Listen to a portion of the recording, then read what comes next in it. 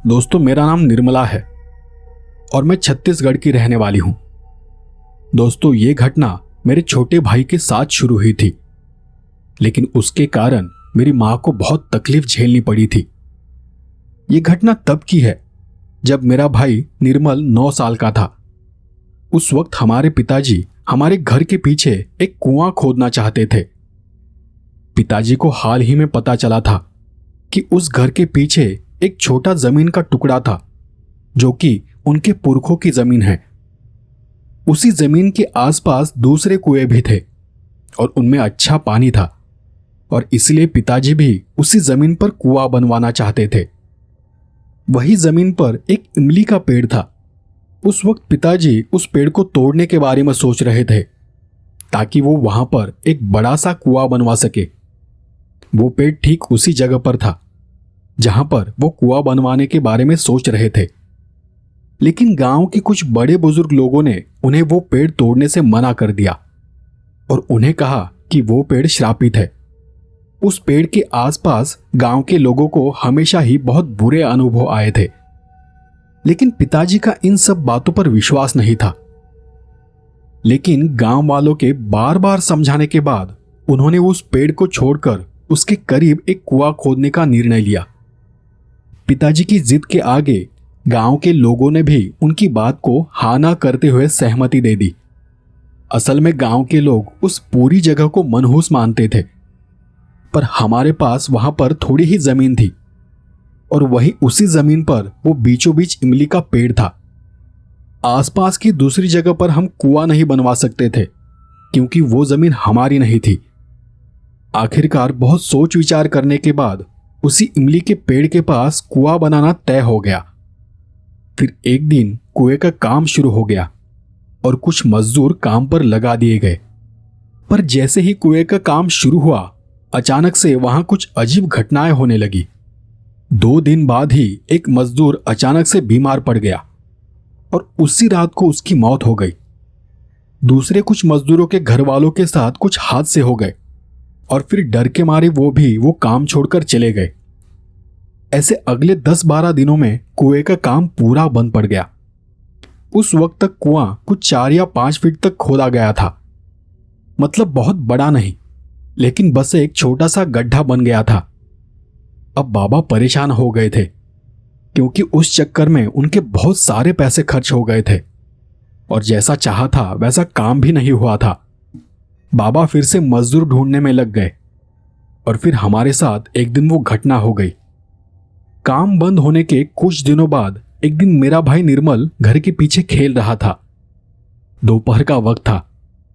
मैं घर के आंगन में छत के नीचे बैठकर पढ़ाई कर रही थी और फिर खेलते खेलते कब वो उस इमली के पेड़ के पास चला गया उसे भी पता नहीं चला।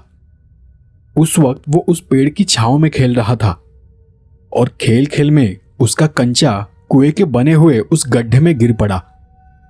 मेरा भाई कंचा देखने कुएं के पास चला गया और उसने झुककर नीचे देखा।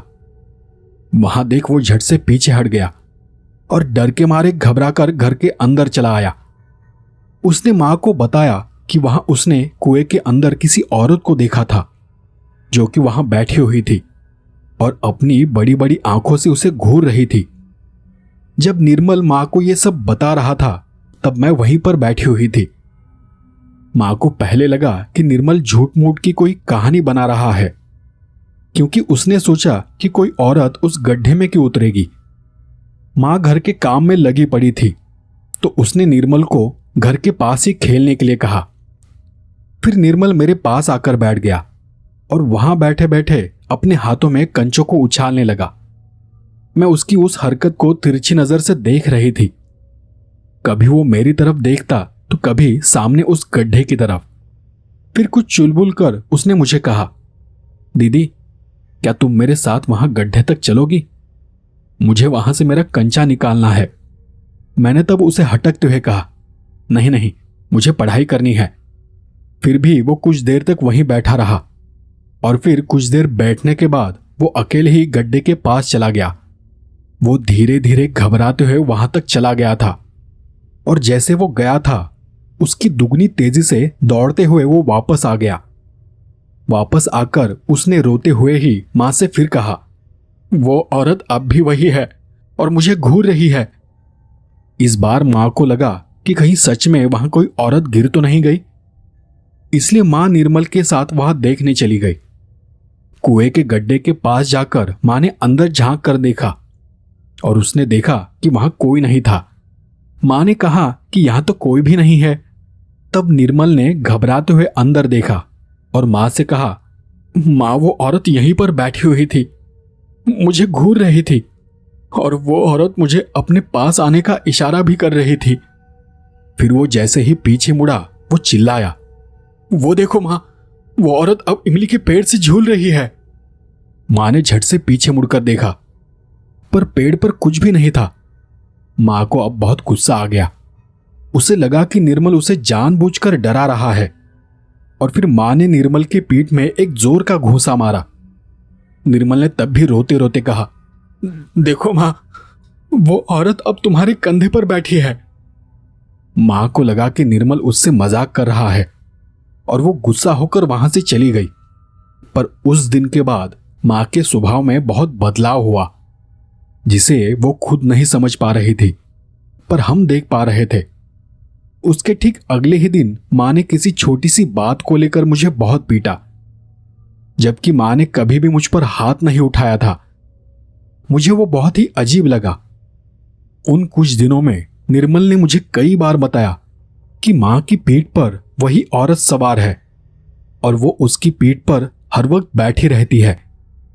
ज्यादातर वो छुपकर रहती है। मुझे सिर्फ उसके गंदे हाथ और सिर्फ सर दिखाई देता है। पर जब भी मैं उसे देखने के लिए मां के पीछे जाता हूं तब वहां कोई नहीं होता। कभी कभी वो अपना सर निकालकर मुझे देखती है और अपनी बड़ी बड़ी आंखों से मुझे घूरती रहती है। लेकिन वो औरत कौन है उसे ठीक से पता नहीं था। मुझे लगा कि निर्मल खामखा कोई कहानी बना रहा होगा, पर फिर मुझे भी धीरे धीरे कुछ अजीब सा महसूस होने लगा। उस दिन के बाद मां की पीठ में हमेशा दर्द रहता था। वो थोड़ा सा झुककर कुबड़ निकालकर चलने लगी थी। उस रात मैंने एक बहुत ही अजीब बात देखी। बीच रात में मां अपने बिस्तर पर उठकर बैठी हुई थी और कुछ अजीब बातें बड़बड़ा रही थी। वो देख मैं डरकर उससे दूर हो गई और निर्मल से लिपट कर सो गई।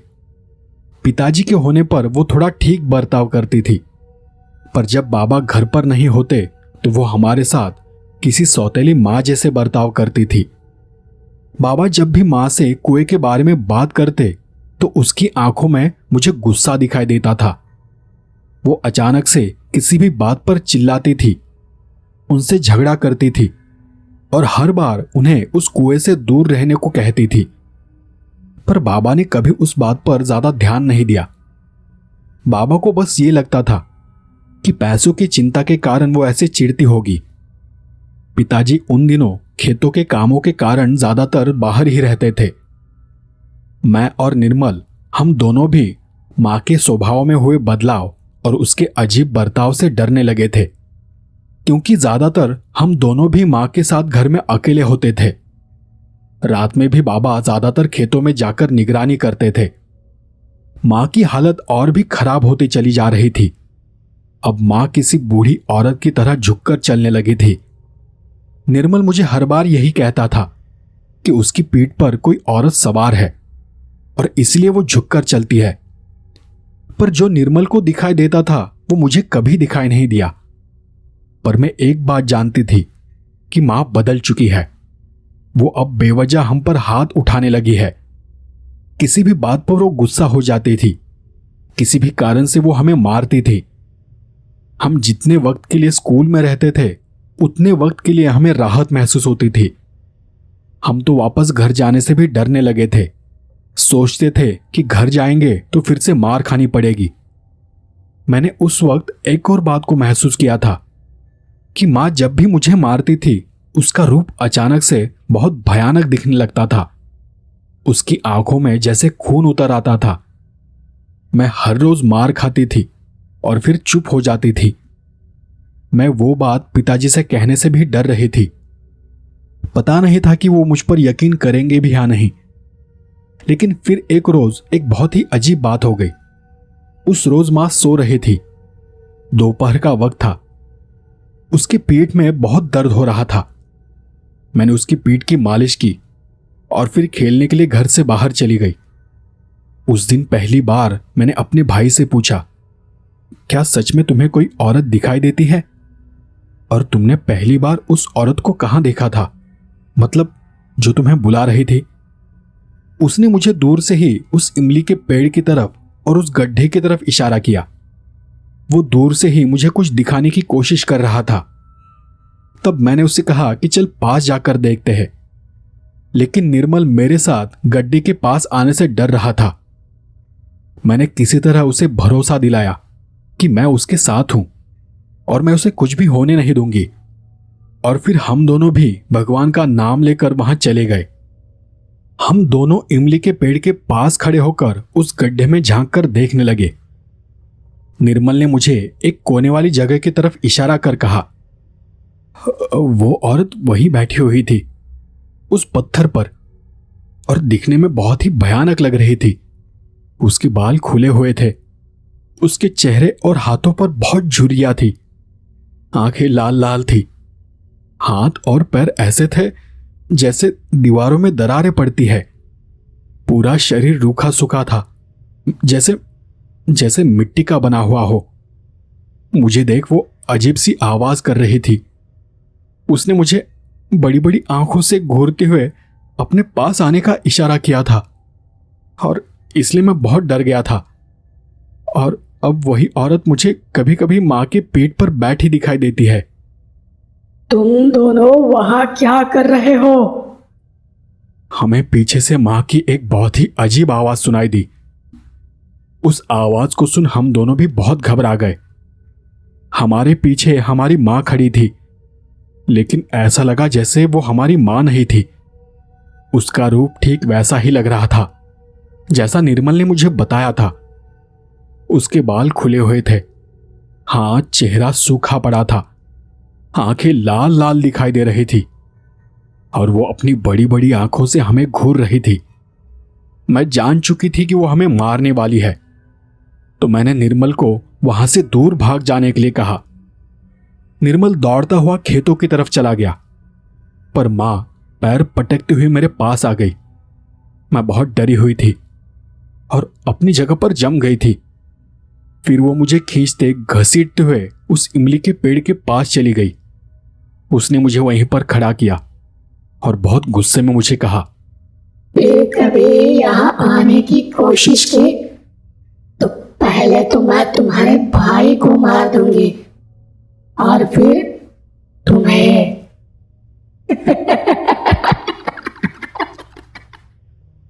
वो बहुत ही भयानक आवाज में हंस रही थी। वो बात सुनकर मैं बहुत घबरा गई और घबराकर दौड़ती हुई घर के अंदर चली गई। मुझे कुछ समझ नहीं आ रहा था कि मैं क्या करूं। मैं बहुत डरी हुई थी। मेरा भाई कहां चला गया था मुझे पता नहीं था।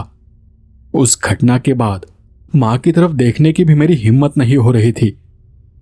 मैंने उसी रोज बाबा को वो सब बताने का निर्णय लिया। उस दिन भी मुझे बहुत मार पड़ी थी, पर मैं जानती थी कि वो मेरी मां नहीं है। उसी शाम बाबा घर आने के बाद मैंने चुपचाप बाबा से कहा कि वो उस रात निर्मल और मुझे अपने साथ खेतों पर लेकर चले जाए, और वो बात मैंने उन्हें मां को बताने से मना कर दिया।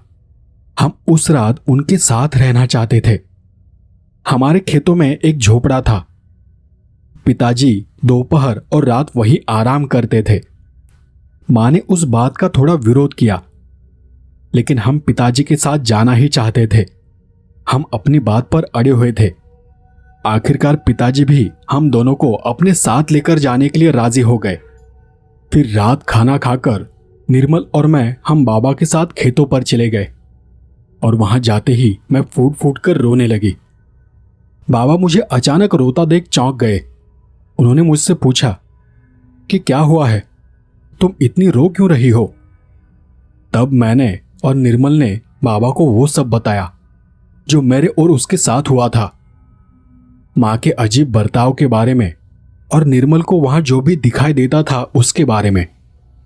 मेरी बात सुनने के बाद बाबा को भी थोड़ा यकीन हो गया कि मां के साथ कुछ बुरा हो रहा है, क्योंकि उसके स्वभाव में हुए बदलाव को वो भी अच्छे से जानते थे, पर उन्हें उसके पीछे का कारण नहीं पता था।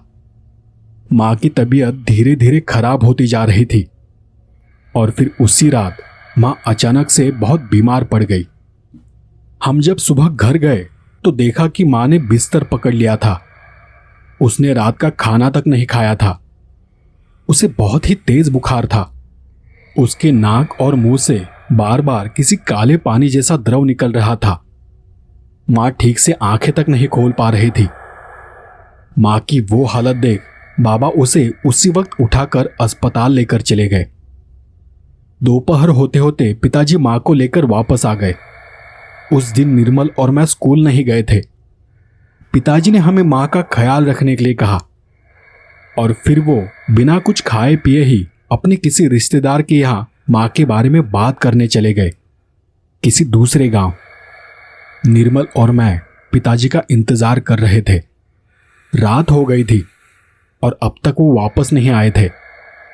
मैंने किसी तरह रात का खाना बनाया और सबसे पहले मैंने निर्मल को खाना खिलाया। फिर मैं खाना लेकर मां के पास चली गई। मां बिस्तर में करवट बदलकर लेटी हुई थी। उसका चेहरा दूसरी तरफ था। मैं उसके पास जाकर बैठ गई। मुझे लगा कि वो थोड़ी बहुत ठीक हो गई होगी।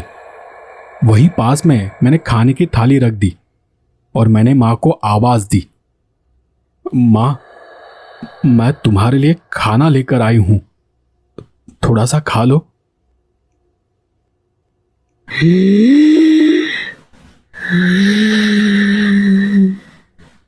मेरी आवाज सुनकर उसने एक बहुत जोर की सांस ली। उसकी वो आवाज सुनकर मुझे बहुत डर लगा। फिर वो करवट बदलकर सीधी हो गई। उसकी वो हालत देखकर मैं उससे थोड़ी दूर जाकर बैठ गई। कुछ देर के लिए वो वैसे ही पड़ी थी। फिर वो धीरे से उठकर बैठ गई। उसकी पीठ बहुत ज्यादा मुड़ चुकी थी। पीठ में कुबड़ निकल आया था। मां इतनी झुककर बैठी थी कि मैं उसका चेहरा तक ठीक से देख नहीं पा रही थी। वो किसी बीमार इंसान की तरह आवाज कर रही थी। फिर वो अजीब सी आवाज करते हुए मेरे कंधे का सहारा लेकर उठकर खड़ी हो गई। उस वक्त उसका चेहरा मेरी नजर पर पड़ा। उसके चेहरे पर एक भयानक सी मुस्कान थी। चेहरा रूखा सूखा था, आंखें लाल लाल थी और उसके बाल बिखरे हुए उसके चेहरे को ढक रहे थे। निर्मल घबराकर चुपचाप एक कोने में बैठा हुआ था। मां का वो रूप देखकर मैं थोड़ा पीछे हट गई और उससे दूर हो गई। फिर मां किसी कुबड़ निकले इंसान जैसे झुककर चलती हुई घर से बाहर चली गई और जाकर उस गड्ढे के पास बैठ गई। हम उसे दूर से ही देख रहे थे। वो उस पेड़ के और उस गड्ढे के पास बैठकर काफी देर से किसी से बात कर रही थी। कभी वो बीच में ही हंस पड़ती थी तो कभी भयानक सी ठेठा लगाती थी।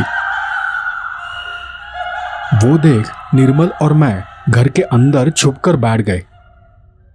हम दोनों भी भगवान का नाम लेते हुए बाबा के आने का इंतजार करने लगे, क्योंकि अब हमें मां की वो हालत देखकर बहुत डर लगने लगा था। हम दोनों में भी मां को पुकारने की हिम्मत नहीं थी। हम जानते थे कि अगर वो किसी भी बात पर गुस्सा हो गई तो वो बेवजह हमें फिर से मारेंगी। कुछ देर बाद मां फिर से धीरे धीरे चलते हुए घर के अंदर आ गई। हम दोनों भी एक कोने में छुपकर वो सब कुछ देख रहे थे, पर वो इस तरह से चलकर आ रही थी जैसे वो जानती थी कि हम दोनों कहां पर छुपे हुए हैं। उसने उसी हालत में निर्मल को खींचकर बाहर निकाला और उसे खींचते हुए वो घर से बाहर लेकर जाने लगी। निर्मल अचानक से हुए उस बदलाव से बहुत घबरा गया और अपने आप को छुड़ाने की कोशिश करने लगा। मां, मां, तुम ये क्या कर रही हो? मां, मुझे छोड़ दो। फिर मैं भी हिम्मत करके आगे चली गई। मां, ये तुम क्या कर रही हो? होश में आ जाओ मां, मैं पिताजी को सब बता दूंगी। माँ ने फिर भी मेरी बात की तरफ ध्यान नहीं दिया और एक बहुत ही अजीब और भयानक आवाज में उसने मुझे कहा, मैं तेरे भाई को मार दूंगी और तू अगर बीच में आई तो मैं तुझे भी मार दूंगी। चुपचाप यहाँ बैठे रह। मैंने उसे रोकना चाहा तो उसने एक हाथ से मुझे वहीं से दूर फेंक दिया। मैं उसी कमरे के एक कोने में जाकर गिर पड़ी। वहां पर खेतों का लोहे का सामान पड़ा हुआ था। मेरे मुंह से खून निकल रहा था। मेरे पैर और पीठ में जोर की मार लगी थी। उस एक फटके से ऐसा लगा कि जैसे मेरे पैरों में से जान चली गई हो। मेरे दोनों पैर सुन्न हो गए थे। आगे कुछ करने की मेरी हिम्मत ही नहीं हुई। मां मेरी आंखों के सामने निर्मल को खींचते घसीटते हुए घर से बाहर लेकर चली गई।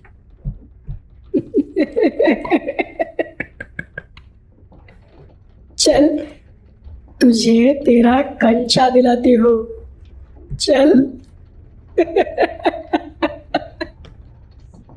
मां की वो हालत देख और उसकी वो भयानक आवाज सुनकर मेरे रोंगटे खड़े हो गए थे। निर्मल उस वक्त रोता रहा, झटपटाता रहा, लेकिन वो उसके हाथ से छूट नहीं पाया। उसकी ताकत के आगे उसकी एक नहीं चल रही थी। मैं किसी तरह हाथों के सहारे रेंगते हुए दरवाजे के पास चली गई। देखा तो उसी वक्त मां ने निर्मल को हवा में ऊपर उठा लिया था और उस वक्त मैंने वो देखा जो निर्मल को हमेशा दिखाई देता था। मां की पीठ पर कोई औरत सवार थी और उसी ने निर्मल को हवा में उठा लिया था। फिर अगले ही पल उसने निर्मल को जोर से गड्ढे में पटक दिया। वो देखकर मैं जोर से चीख पड़ी और उसी पल मुझे निर्मल की एक जोर की चीख सुनाई दी। वो शायद दर्द से चीख रहा था, कराह रहा था।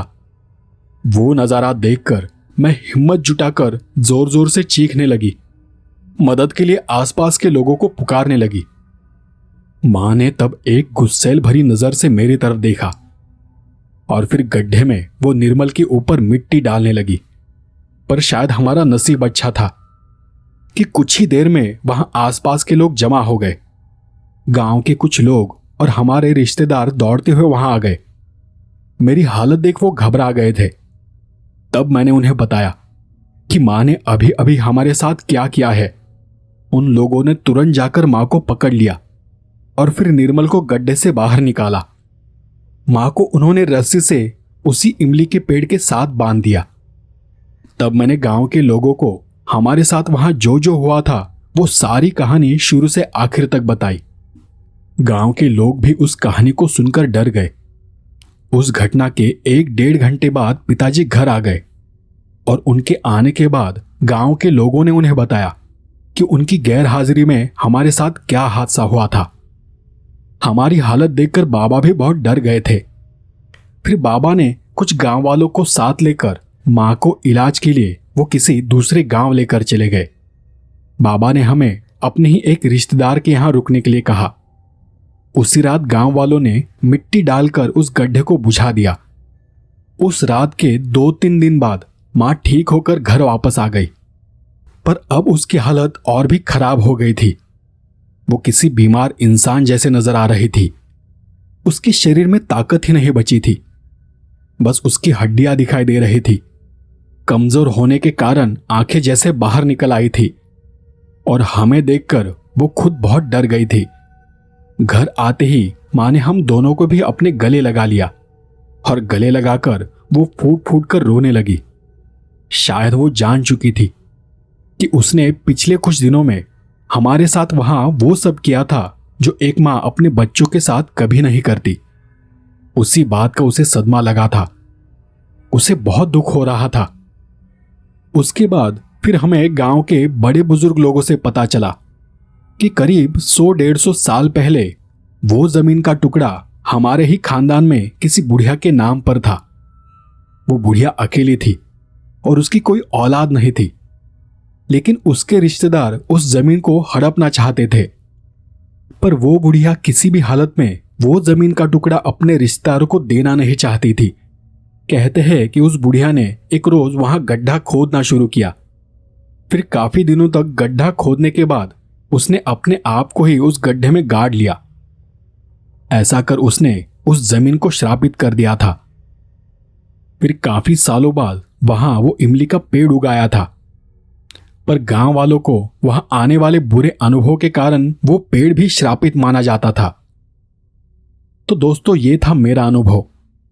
अगर आपके पास भी कोई कहानी है तो आप अपनी कहानी, अपना अनुभव मुझे अपनी खुद की आवाज में रिकॉर्ड करके ईमेल या इंस्टा पर भेज सकते हैं।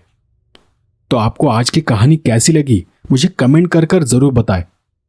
और ऐसी ही कहानियां सुनने के लिए मेरे चैनल को सब्सक्राइब करें और मेरे साथ बने रहे। तो फिर मिलते हैं एक ऐसी ही डरावनी कहानी के साथ अगले एपिसोड में। धन्यवाद।